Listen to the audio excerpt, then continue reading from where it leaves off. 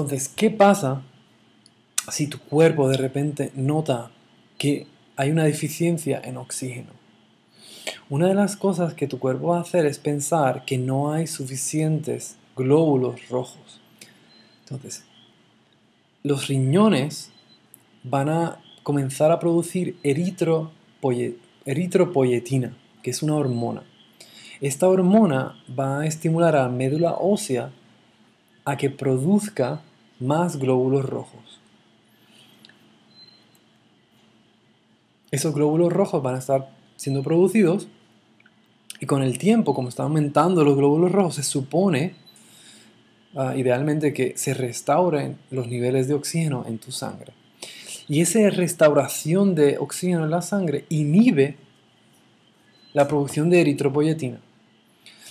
Esto es lo que se llama una regulación con retroalimentación negativa. La retroalimentación significa que el último paso de esta cadena, que sería la restauración de niveles de oxígeno, inhibe la secreción de más eritropoyetina, que eventualmente que fue la hormona que inició todo este proceso de producir más glóbulos rojos. Así que, ¿cuál era el problema? El problema era que había poco oxígeno. Cuando se resuelve el problema, cuando restauro el nivel de oxígeno, no necesito producir más eritropoyetina. Así que esa restauración del nivel de oxígeno inhibe eritropoyetina y todo este sistema junto se le llama retroalimentación negativa. Y es algo que vamos a ver una vez más cuando discutamos el sistema endocrino. Entonces, por último, vamos a hablar de la coagulación. ¿Qué es lo que pasa? Cuando un vaso sanguíneo se daña, o las células que están cerca de un vaso sanguíneo se dañan, esas células exponen colágeno. El colágeno es una proteína.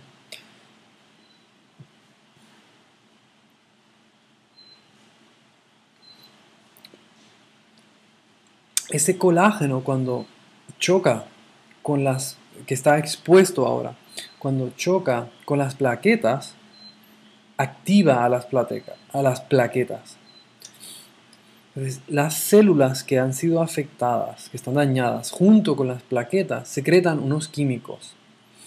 Y esos químicos hacen que una proteína que está en su estado inactivo, que se llama protrombina, se active y pase a ser trombina. La trombina, a su vez, activa a otra proteína que está también en el flujo sanguíneo, que se llama fibrinógeno. Y fibrinógeno va a ser activado por trombina y pasa a ser fibrina. Y en ese estado activo, la fibrina, como su nombre indica, es una fibra pegajosa. Entonces comienza a formar una malla que se pega a las células, se pega a sí misma. Entonces forma una malla que atrapa a esas células y poco a poco detiene el flujo de sangre fuera de los vasos sanguíneos. Y ese es el objetivo de la coagulación. Entonces, hemos hablado de los glóbulos rojos, ahora te hablé del rol de las plaquetas, y vamos a hacer un paréntesis con las células del sistema inmune, los glóbulos blancos, porque ese tema lo vamos a discutir la próxima semana. Así que por ahora nos quedamos con los glóbulos rojos, que tienen hemoglobina y tienen el grupo Him, llevan oxígeno, las plaquetas se encargan de la coagulación, y lo vamos a dejar ahí hasta la próxima semana. Entonces, el lunes vamos a trabajar este problema, aunque creo que ya en la clase lo hicimos anteriormente, que es, ahora sabes que la hemoglobina transporta oxígeno de los pulmones a los tejidos, y en los equipos vais a intentar explicar por qué en los tejidos hay una presión de oxígeno, una presión parcial de oxígeno, más baja que en los pulmones. Muy bien, y esto es todo respecto a la sangre, lo que íbamos a discutir en clase, y ahora continúo la discusión del sistema linfático. Para comenzar este tema, quería enseñarte esto. Esto es un grupón que me llegó al correo electrónico hace unos meses, y nota que el primer anuncio arriba en la izquierda Dice, paga desde 55 por 1 o 3 sesiones de tratamiento detox anticelulítico más drenaje linfático en Theramedics Medical Spa. Así que esto del drenaje linfático es una terapia real que gente paga dinero por tener esa terapia. Entonces, ¿por qué hace falta un drenaje linfático? ¿Qué hace el sistema linfático? Y eso es lo que vamos a discutir en los próximos minutos. El sistema linfático es un sistema bastante multifacético. La primera función que te voy a mencionar es el transporte de grasas del intestino hacia el flujo sanguíneo. En el intestino delgado, si recuerdas, había unos vellos. Esos vellos intestinales estaban recubiertos de células y aumentaban la superficie de área del intestino. Ayudan al intestino a absorber nutrientes. Dentro de ese vello hay un capilar. Hay capilares, hay una pequeña arteria que entonces va del lado arterioso al lado venoso. Y los nutrientes que están entrando del intestino van al flujo sanguíneo por esas arterias, entran por esos capilares. Pero las grasas cuando atraviesan el vello, forman unas partículas que son demasiado grandes para entrar directamente al flujo sanguíneo. Para llevar las grasas al flujo sanguíneo hay un conducto lateral, es un tubito especial que forma parte del sistema linfático y las grasas son inicialmente absorbidas por ese conducto y llevados entonces a un vaso linfático que eventualmente desemboca en el flujo sanguíneo.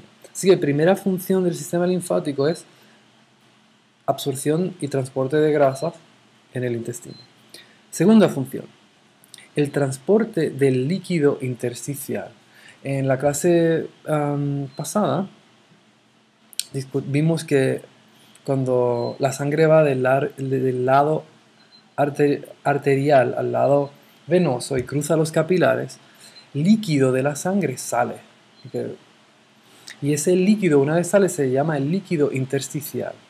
Y parte de ese líquido regresa al lado venoso, pero no todo. Entonces, ese líquido que se queda ahí bañando las células de tu cuerpo necesita ser reciclado. Y si no me crees que necesita ser reciclado, dentro de poco te voy a enseñar una foto de qué pasa si ese reciclaje no funciona y creo que vas a estar de acuerdo de que hace falta reciclar ese líquido intersticial.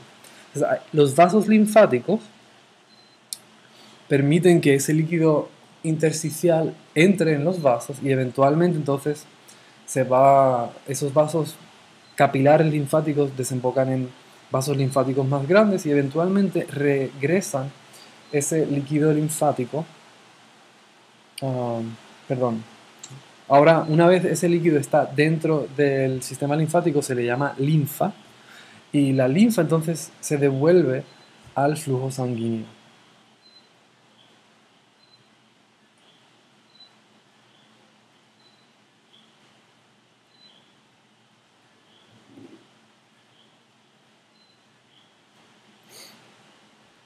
Por último, el sistema linfático está envuelto en la defensa contra enfermedades.